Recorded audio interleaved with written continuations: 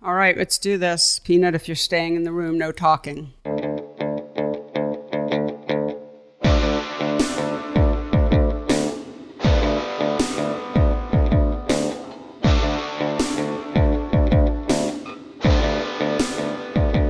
Hello, and welcome to the PhotoWork podcast, the talky version of my book, PhotoWork, 40 Photographers on Process and Practice. I'm Sasha Wolf, as usual, recording from the Bearsville Theater in Woodstock, New York, and I'm joined also, as usual, or as always, I guess, by my friend and producer, the only Michael Chovan Dalton who I would drive through a blizzard for. I'll have you know, I am the only Michael Chovan Dalton. Exactly. My point exactly. Michael Chovan Dalton. Hello. Well, hello. Are you having a blizzard? I'm in a full blizzard. So no, we're actually having a mixture of rain and snow. It's kind of just messy, ugly, and icy. So you're in full blizzard up there. Yeah, we're in full blizzard, which is, the bad part of the blizzard is extremely low visibility and scary driving conditions. And the good part is it's really beautiful. I mean, it was so beautiful at the house before I second geared my way down the mountain to trying to go like 3 miles per hour.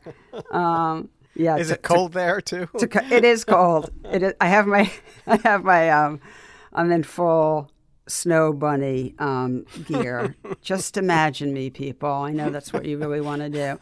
But yeah, I've got my snow pants on, my big heavy boots, and like about 5 layers.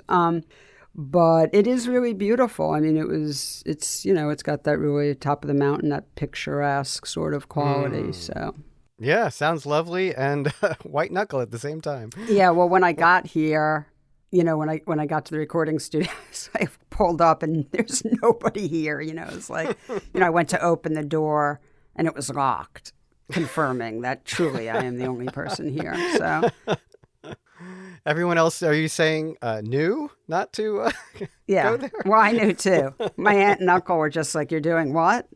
And I was like, it's the podcast. That's right. Don't you understand? The show must go on. So let's get to talking about the episode. It's a really amazing, I think, conversation with the photographer Zora J Murff. What were your thoughts? So yes, absolutely. Zora has insight and experience with where we are in the art world, with organizations trying to promote diversity, trying to be more inclusive, trying to be more representative. And his experience, which is a mixture of having some really good opportunities, but also being approached by organizations where, he's not quite sure what the motivation, well, he knows the motivation, but he wonders, where were you before? Because I've always been here. This is such an interesting and complex conversation about race and art and what's going on right now. It's fascinating, and really what Zora has to say is pretty interesting. Yeah, no, I concur with everything you just said. So I hope people really love it. It's, I think I was a little, well, let's just say this. Zora, thank God Zora is such a star, because I was the understudy. I was like the third understudy. What happened was, Zora has a lot to say about issues that are big and existential and complex. Mm-hmm. And I should have just 100% gone with that, but sort of towards the second part of the show, I try and sort of shoehorn in some of the questions on process and practice that I'd wanted to get to. And it's a bit of a mismatch there. I take full responsibility, but Zora's so great. He sort of just carries on and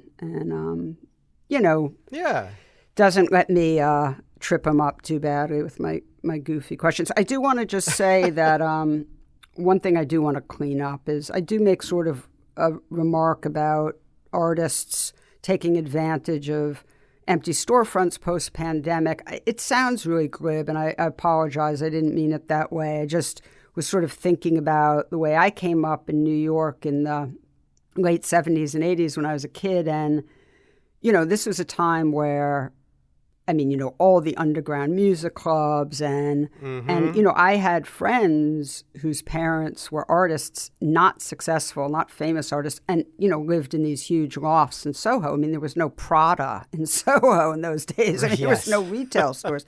So it's like sometimes I think about, will we be able to get some of that real estate back for artists? And that's sort of what I was alluding to, but we don't really. I had a very similar experience in the late 80s when I was living and working in the Lower East Side with, like you mentioned before, music. Whenever we would go see performances, readings, music, it was always in these makeshift, storefronts. The businesses had gone under, or, it was reflective of the times absolutely. And the economy, but there were opportunities for artists who had very little money to have performance spaces. And so, as troubling as the economy was, there was I have a fondness for those memories. Yeah, absolutely. There was way more, there was just way more art in those days that was accessible. And God, the amount of music venues was just so much fun. And so you could Everything. It was fun. If you weren't getting mugged, it was a blast. There was that too. Yes. Anyway, well, on that note, I hope everyone really enjoys the episode. I think it's really special. And again, big thanks to Zora for his, really being so vulnerable and honest and thoughtful about things that are extremely important. So if you don't mind, Michael, please take it away. Oh, my pleasure. And here is your conversation with Zora J Murff.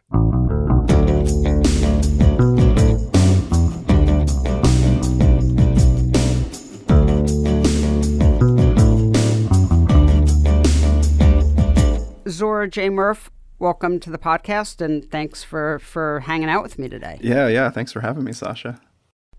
Well, how are you? Where are you? I guess it's hard. I never thought I would, that how are you would be such a loaded question. I grade on it. It's a pandemic curve. Yeah. I'm here. I think that's about all that I can say is that I'm here. And I'm in Fayetteville, Arkansas right now. So I moved here a few years ago to start a teaching appointment at the University of Arkansas. I teach in the School of Art. And so I have a ton of questions. You're one of the handful of guests who, I haven't worked with before.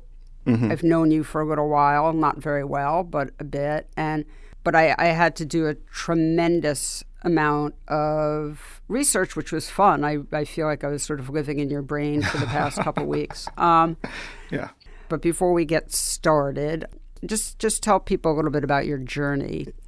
So I never intended to be an artist or a photographer. I thought there was like a lot of different things I thought I would do. And so I, went to, started college after high school, and sort of like under the premise of, everyone around me telling me if I didn't start school, I probably wouldn't go back. And so I was. And where did you grow up? I grew up in Iowa. In Iowa. Yeah, in Iowa. Yeah. And so I decided, I just kind of jumped into going to college, didn't really have an idea of what I wanted to do. So I studied psychology, and that led me into providing social services. And I worked, in that field for a bit of time, in like 5 years. And I moved to eastern Iowa, started a job at a juvenile detention facility, providing services to kids on probation.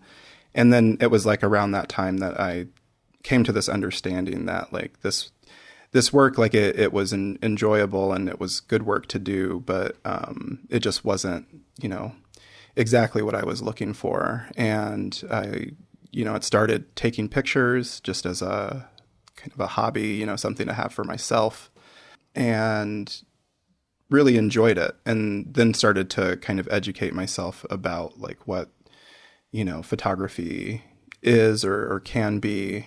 Got started exposing myself to art, and just decided that I wanted to be an artist, and so I was going to go back to school to learn more about photography and art.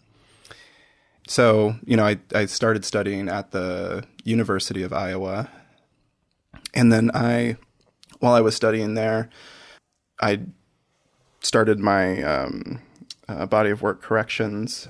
So that was, the social work that I was doing, and then, sort of bringing my art into that because I was working full time. I was a full-time student, and, it was an easy way for me to try to make work. But then, the more that I got into it, really getting a deeper understanding of not only like, what does it mean to make, an image of somebody, but how images interact with social systems, how they promote belief, and kind of the fraught relationship in that, that's baked into the history of photography. And so, like from there, I had a really, two really great professors, Jeff Rich and Margaret Stratton. And those two inspired me to become a professor. Just, like sitting with them and spending time with them and having a deep understanding of the ways in which they were facilitating me being able to verbalize, my ideas, like when it came to my artwork and having a deeper understanding of my intentions as an artist. And I think it was like, I was really like in awe of their skill within that, and, came to the realization, like, I've, sort of the jobs and positions that I've held, they were all like sort of like modes of being an educator. And so they helped me arrive at like, just the decision that I wanted to be a professor and also an artist. So that's it. I think that's everything. I was just thinking that there must be real similarities between what you did before working with young people who are sort of in difficult situations, but just being sort of receptive and connected to young people must be a very similar sort of foundational skill set for being a professor. Oh, yeah, absolutely. Well, and I think, it boils down to just a very simple principle, is that, you have to find ways to focus less on yourself and acknowledge the lived experiences of others. Yeah. And, You make it sound so simple. Right. I mean, but I feel like that's like, I was in a training when I was a social worker, and the facilitator of the training was talking about how, like social welfare systems, like food assistance programs, like applying for those systems, they're built from, a white-centered, middle-class perspective. And so, the sort of principles and values that get baked into the building of those systems dictate how, like, sort of they function on a day-to-day basis. And so, I would help clients sort of navigate these systems, but I had to find ways of being able to again, acknowledge their lived experiences, like, the things that they're going through, and help them attend to those needs while trying to help them build the skills necessary to be able to navigate these systems that, often, the people that I'm working with, like, that they relied upon to get by. And so, I mean, those are things that, like, you maybe don't understand about yourself, like, when you're kind of in the midst of it.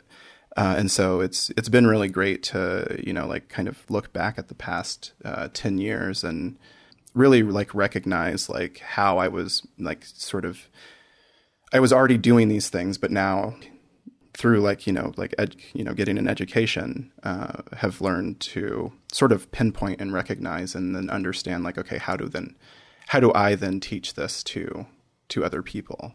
Do you think that we can sort of widen that concept out a bit? Tell me if I can connect these things or if I'm just grasping at straws. But, one of the things I wanted to ask you about was you did a interview with Alex Hoderly in Document Journal, and he asks you if you think there's such a thing as good or bad aesthetics. You wrote, you said it's all relative. Maybe people are misguided in the aesthetics they employ? Question mark. Good or bad art? Question mark. High or low art? Art with a capital A? I don't know if I'd say there's good or bad inherently. What does exist are privileged systems that create values meant to continually support those in positions of power. When you gave your answer, it triggered me to want to ask you about that. I don't think I would try to answer what system do we need to put in place, right? I would maybe with that response, I feel like what I'm asking is, when do we begin really asking questions of these systems that we participate in?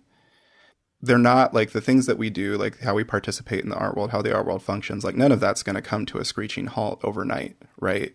It's going to continue to exist, much like, academia is going to continue to exist the way that it currently is. But when can we begin earnestly asking, why do we follow these systems and rules in place? Because obvious, with everything that we've gone through historically overall, but, especially, how everything feels heightened from over the last year, that these systems that we've sort of followed and put in place, they've been exclusionary from the jump. And I think, everyone is just we're just done sort of operating in those ways. Or at least if you come at me with an opportunity, I'm going to ask you why, which is something I had to grapple with a lot over the last year, because as soon as George Floyd was murdered, my email inbox was full. There was a day I made $5,000 without having to do anything. I didn't have to make any new work. I didn't even have to leave my couch. All I had to do was respond to email. Mm-hmm. I was approached by Magnum, for their nomination process in the midst of all of that. And really asking questions of why now? Because I've been here. This work has been out there. Well, know the answer to exactly. To why now. Right, exactly. Right. But I think that I think in my experience, being an artist, I feel like people who are in these positions of shaping visual culture have have not acknowledged the responsibilities that come along with that. When we think more deeply about, representation and how people appear in visual culture, and then how that again has the ability to shape people's beliefs. And so if we have images of Black people that are shown widely, that are only ever made by from a white perspective, what do you think those images are going to look like? What do you think those images are going to make us believe, right? And so I to kind of bring it back to your question, I feel like it's not about having an answer of well, we need to do this, and that, right? I think what we really need to do is just begin earnestly asking ourselves questions and holding people accountable for when things go awry. I got mixed up in the debacle with the Whitney, with the Collective Actions exhibition, right? Where they're buying these prints from these mutual aid sales, and then wanting to collect and exhibit them as ephemera, but then not acknowledging that we're all all of us artists, we sell our work in legitimate ways, and so now we need to have this discussion. We're going to have it publicly. And we want to be able to come back a year from now and ask y'all, how did you learn from this process, and what measurable actions did you actually take, right? And then if it's just the same old story, which often it is, which cycles of history have shown us time and again, then it's, then we have kind of a question of then why do we continue to support this institution? if they are going to continue to not acknowledge, the power and agency that artists should have in these relationships with institutions, then maybe we just need to begin finding ways to build institutions for ourselves and stop supporting them. I was saying to someone the other day, like, the pandemic may wind up being having a silver lining for some artists because there's so many empty storefronts now. Oh, yeah. Well, and then I think even in the way that it just kind of has expanded how we can engage with people's work and practices. Like we have, some, like we had to consider an option, here in the School of Art, like with thesis exhibitions. Are thesis exhibitions necessary or relevant right now? What if somebody wants to do, like a publication? What if somebody is, solely presenting their work via a website experience, right? But then, like, what that does is, or hopefully what it does is, once we, like, go back to being in person, is that we don't kind of backslide into those older ways of thinking. Because to me, like, a lot of innovation is happening. And then can we use this moment and these opportunities, the ways in which we've had to rethink how we deliver education, who gets access to it. I'm thinking even down to, like, the pace at which I teach. I have to teach a lot more slowly. But then looking back at it, it's like, man, was I actually, being kind of reckless by teaching things so quickly, right? Wait, what do you mean you have to teach more slowly? Because I'm fully remote. And so, like trying to teach, students how to even like set up a camera, right. Yeah, okay. like learning the basics of a camera. I have to teach like so much more slowly now. Yeah. But anyway, I think it's like, this moment to me, hopefully we can begin to use like like how we've had to reevaluate things, how we've had to, kind of innovate things, that we continue to sort of capitalize upon that momentum, that we can, just keep kind of pushing it further and further. I've been thinking about margins a lot lately, Sasha, and like this idea of being, like as a Black person in America, being considered marginalized. And so then I was like, well, then of course I need to like push myself towards the center, right? Like that's kind of the goal. But then I was thinking, well, but then doesn't that just serve to displace people, right? And, like some people do need to be displaced. Yes, they do. But if we're thinking about equity and justice, and then isn't it about building, or like, is there something that exists beyond like this wall that, like I'm up against being on the margins? Do we need to just break it down and see what's out there? Is it about building like a wider, space so more people have room to exist? I mean, I'm just like kind of trying to find the right kind of metaphor of this way of thinking, but it's like, I don't consider myself somebody who is marginalized. I consider myself somebody who exists in a system that has created margins, right? And so how do we think outside or past that? Because that way of existing it's not going to work. It's not working. Never has, never will. So we need to abandon it, right? Like it's got to go. But how do we get there? Like how do we sort of create this kind of essential plan to get us there? Let's talk about, so that we don't try and solve all those problems in 45 minutes. As a lover of photography, and I love your work. I mean, I find it, incredibly moving and really provocative, but in a emotional way that I connect to. So I want to ask you, some specific questions. So one is, it seems to me in reading interviews with you where there are images that you've made, that the titles to the images feel so poignant and important. And I'm thinking about the project the book project, that No Point in Between. But then in the book, there are no titles. And this is just a really specific question, but it really baffled me. So, yeah. I mean, I love coming up with titles for images. I think that, it's like a way to, kind of like tie a neat little bow.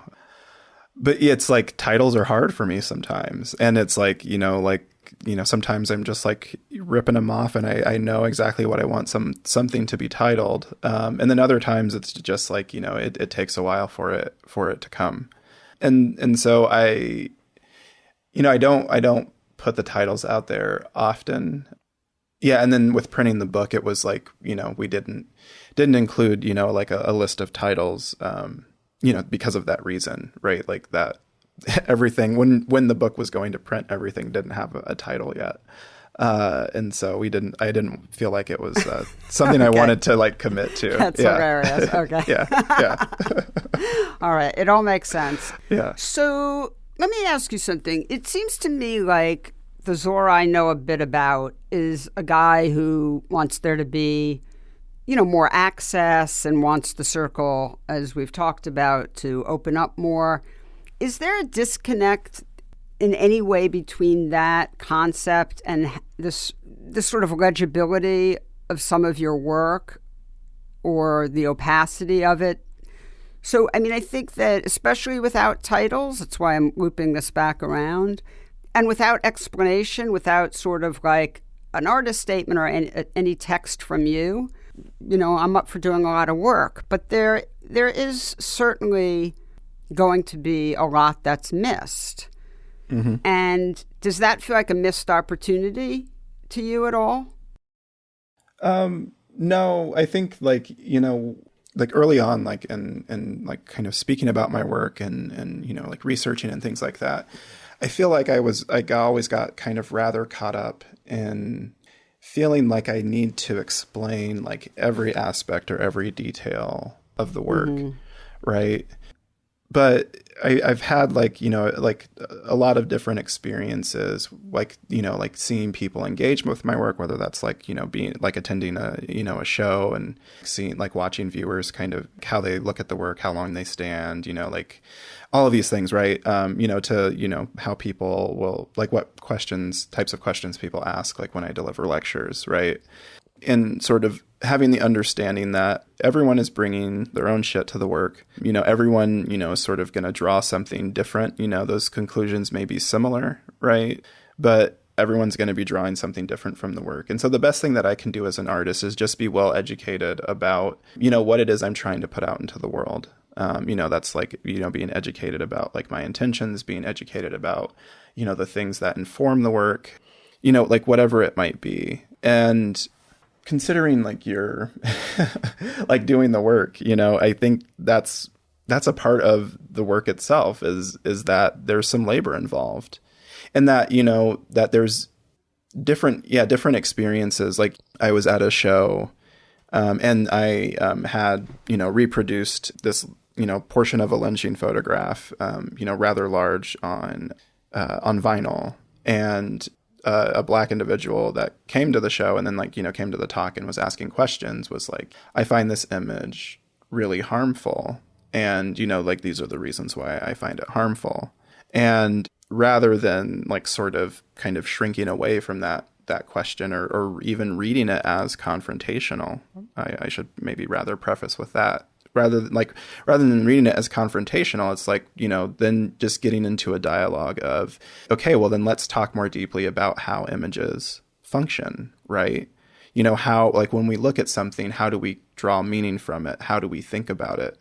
So what does it mean for you as a Black individual to look at these large white figures and that they're standing over a Black body, that they've, that they've murdered a Black person? But then also, what does it mean for a white person to stand in front of that image? What do they see, right? And so I never entertain to have a right or wrong answer, but rather, I just try to engage in whatever dialogue may come, because to me, that's what art is for. It's to facilitate, social interaction. Do you think of yourself as an activist artist, or does it not matter? I mean, who cares about these words, these titles? But I'm just curious how you think of yourself. Yeah, I mean, I think no, I wouldn't say I feel like I'm an activist artist, And there was something you asked earlier, the previous question, and this just made me think of it again. the sort of titles and the work involved. I think in a lot of ways, I'm just waiting for the world to catch up with me. Like the art world's got to start doing its work and contextualizing what it is I do and talking about what I do. And then people can find more information. But it's out of my hands now, Sasha. That's how I feel about it. Anyway, being an activist is like, I wouldn't ascribe to that label. I mean, I think I'm just an artist, right? I think that's like, for me, if like a label is applied, I'm an artist. I think of you as an artist too, by the way, and a really wonderful artist. But I did notice in, the way you talk about, once you start talking about the work, like in interviews, and, you often sound very much like an activist as well. And maybe those two things are just impossible to unjoin. Sure. Well, maybe a social instigator is a more proper label. And I'm partly just messing around with you. Yeah, I don't believe really in labels. But so let me ask you about your film. I'm sorry, I can't remember the name of. Exceptionalism as a belief system for erasing oneself. What did you get from making the film? What was the sort of goal? Yeah. So it's actually not a film. It was a commission piece for the University of Southern Florida, the Contemporary Art Museum there. They were hosting a show called The Neighbors, and each artist was invited to curate a set of slides for a carousel. And so they they filmed it, but it's funny that it like you can sort of interact with it as a film, and that's like I loved how of course we're like everyone's thinking about like accessibility and how to see these shows and interact with them, and I think that idea was just a really good sort of way of kind of playing with this idea of accessibility and how we engage and see artworks, because even like just like the sound of the carousel, right? It kind of brings you into that moment. And totally. During we did a little panel discussion, and the curator Christian, he talked about that, if you can like turn down your lights and have this video on full screen and just, kind of look and just, listen to that's how I watched it, by the way. Yeah. But I think that's like, it's a really interesting, it was just a really interesting thing. And I, of course, wanted to have it on my website. But, the piece itself, like it was, again, like curated for this exhibition called The Neighbors. And Christian just said, you can do one of two things. You can, just like pick a body of work, you pick your 20 images and you put them in a sequence, and then that'll be that.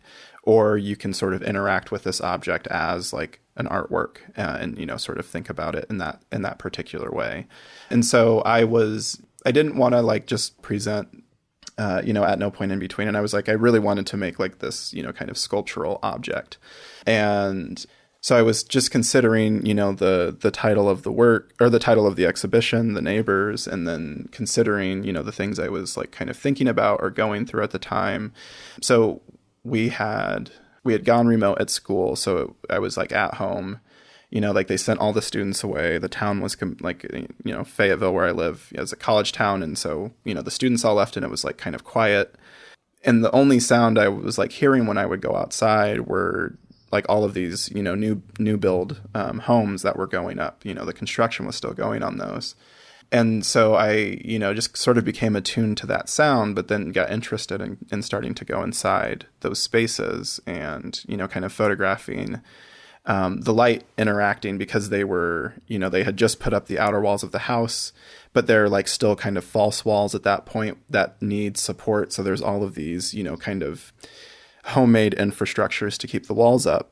And then, the news of Ahmaud Arbery and the details of his murder are released. And so then I'm like thinking about this action that I was taking to make art, going into these abandoned spaces, sort of again, like having to evaluate these dire circumstances and having to think about, like how cautious and careful how I always have to be aware of my surroundings. And like, but just, so then I just sort of took that moment, this idea of this being in this space that is meant to be a home, thinking about the concept of being a neighbor, thinking of having a relationship with somebody who's not, related of relation to you typically, right, as a neighbor.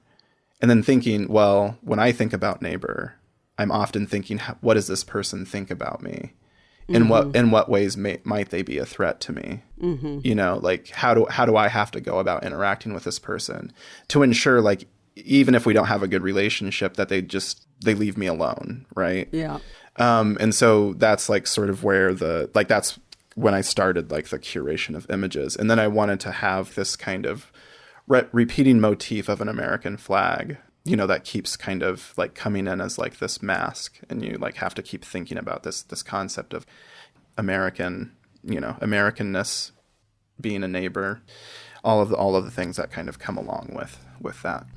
Well, I think it's great. I mean, I loved it, and you know, I watched it a few times, as I said, as you know, with the rights off, and yeah, I hope you do more.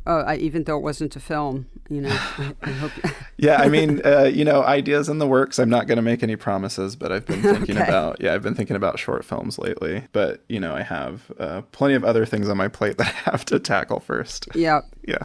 Well, speaking of that, you won the Next Step Award, which is a new award that Aperture and Baxter Street Camera Club have developed. And what did that feel like? I mean, it was yeah, like when I was on the call with you know, Aperture and Baxter Street and folks from 7G Foundation, I didn't have words. I mean, honestly, like I just didn't have words, and it was I mean, I felt really bad. I was like, I hope y'all don't think I'm rude and just like, oh, cool, give me this money, thank you, bye. But it was just like I just didn't know what to say, you know. And I think it was especially when, you know, like they released, you know, the nominator list, and just considering like, you know, people that you know, spend your career like looking towards, but then also, you know, all of the talented people whose names were listed alongside mine, and to again sort of be considered, you know, like that you're included like with like such great artists and obviously like such thoughtful people. And yeah, it's been exciting. You know, I've started working on, you know, the new book with Aperture. And so just really looking forward to the next year, or to the coming year. I want to ask you a lot of questions, but I want to ask you, make sure I get this one in because I was really curious about it and I can't let it go. A lot of your portraits, not all of them at all, but in a lot of them, particularly of Black men, there's a way in which the faces are obscured, often by someone's own hand or arm, or just their relationship to you, to the camera. What's happening there? I mean, I guess that's something I haven't necessarily like thought about. But I think that, you know, I just have now made you self-conscious about. I really love those pictures. I think they're incredible. Yeah. They remind me of Dorothea Lange a little bit. Your brilliance with the way, you know, not everyone can obscure a face and still have a picture communicate so much. But I actually think you're great at it, and the sort of forms and shapes that are created often with someone's arm, I think is really beautiful. Yeah, well, I mean, I feel like from like a technical standpoint, you know, that like, for obscuring, I had a lot of practice with corrections because that was like kind of a primary, that was like a requirement of the work because I had to obscure identity. So like that was, you know, like as far as obscuring faces, I think it's just something I've you know, probably just become really good at. But when I'm working with people, you know, like I let conversation lead. You know, I'm not really, like I'm thinking about the photograph, but I'm not thinking about the process of photographing, if that makes sense. That I'm just trying to be, like I'm trying to hold space with somebody else and, you know, like really listen to what they're saying. And of course, like I'm like looking for, you know, like gestures, just sort of nuanced gestures and things, you know, that might make, you know, a compelling photograph, but then also maybe in a way kind of telegraph a piece of that person, you know, that it's like a movement that is familiar for them, or, you know, I don't know. I think about things like that when I'm sort of like, I guess, preparing to take a portrait. It sounds like when you're making portraits that it's pretty collaborative. Yeah. Well, I mean, as collaborative as it can be. And I think that's like one thing that often people ask about is, like collaboration, like with people. And I think that, yeah, it can be collaborative, but like I still like always try to acknowledge the power dynamic that is going to inherently skew towards me as artist, right? And so in the process, it's like I try to make it as collaborative as it can be. But often, I'm working with strangers, people, that I encounter while I'm out, or people, that like, see me with a camera and are just interested in what I'm doing. And so, sometimes like people who just, I guess, maybe sort of know how to present themselves for images, and then other people who just aren't necessarily like comfortable, in that sort of role, and maybe, are asking for a little bit more direction. But there's like a portrait of this man named Black, and at no point in between, he's got his hands in a praying gesture. Like in his face kind of buried into his hands. But like I was walking and in my neighborhood, just, kind of out and about taking pictures. And he was outside, talking with some friends. And, I went up and introduced myself, and, like I asked if I could make a portrait of him. And he was like, oh yeah. And he was like super into it. Like he, took off his t-shirt, like unsolicited. And he was like, I got all the colors. And he, just like started doing like these praying motions. But the title of that portrait is Black showing his colors. But that quote, showing his colors, like he, was like, he just told me like, I've got all the colors. And then he just started, like doing these pray poses. And so, it's like, there's people, like that who, maybe want to show out a little bit. And then there's, like the portrait of Rondell. It's like a really very close, like portrait of his head and shoulders. And I'm like, he's leaning on a stair railing and I'm looking up at him. Yeah, it's really beautiful. Yeah, I was walking home from work, actually. I was working, it was my summer after I graduated. I was working as a valet at this hotel in downtown Lincoln. Sometimes I would walk to work so then I could like walk home and like photograph on the way home. And so I saw Rondell. He was, leaning against his car, and he was just kind of like, looking at his phone. And so I was like, like walk over towards him, and I'm like, what's up, man? And he's like, how's it going? And he, it's like one of those moments like where like somebody kind of looks at you, like their gaze kind of lingers in a way that signals like that they could maybe, like use somebody to talk to. Mm-hmm. And I was like, how's it going, man? And then he, started talking about, he was, he's like arguing with his girlfriend on the phone, and, it was like payday, and he was trying to have a good day. But like she had recently decided to, move back to Texas, and, she had taken their kid with her. And, he was like, they moved from there because, he was having some difficulty finding work. He found a really great paying job in Lincoln, Nebraska, of all places. And they both moved out. But then, things weren't working between them. But he felt like he couldn't go back. And so he just felt back to Texas. And so he just felt like he was, like in this kind of this crisis, this limbo of, well, what do I do? Right. Like I'm obviously in love and I want to be with my family. But I know that there's just dead ends for me there. And then like, what does that mean? Like, am I putting myself in a situation where they're no longer going to love me because I can't be successful for myself. Mm-hmm. Right. So we were just kind of talking, and we, just kind of talked about love and, we walked around the apartment complex, and he just kind of showed me around and introduced me to some people he was hanging out with. And, and then we were, like we found the spot on the stairs, and he, just kind of leaned, and we were talking, and I just asked him to, kind of hold it and just keep having, conversation as I set up the camera. And and then the title of that portrait is Rondell talking about love, so it's, again, like kind of those pieces of our interaction, trying to find ways to carry those forward. By the way, we're going to end now, but you've confirmed what I said early on about the poignancy of your titles. So thank you. Absolutely. So darn it, don't drop him out of the next project. Yeah, I won't. Thinking about it, give me a call. I'll do an intervention. All right, yeah, I got you. I got you in the next book, Sasha. I'm gonna have to hire like a professional to start writing some titles for me, man. Well, here's the thing I always say to my artists when they're agonizing over titles is you're going too far. Like it's there's no such thing as the perfect. It's just, I don't know. It's like this weird thing where all the anxiety about making pictures somehow gets like redirected into some odd little place, as if somehow a title is going to be so bonkers that it's going to screw up the picture. That's not going to happen. And as a result, so many artists leave them out. Leave them out. Yeah. Mystery. You gotta have some mystery surrounding me. There's enough mystery in the work. Trust me. So many people's and in such a great way.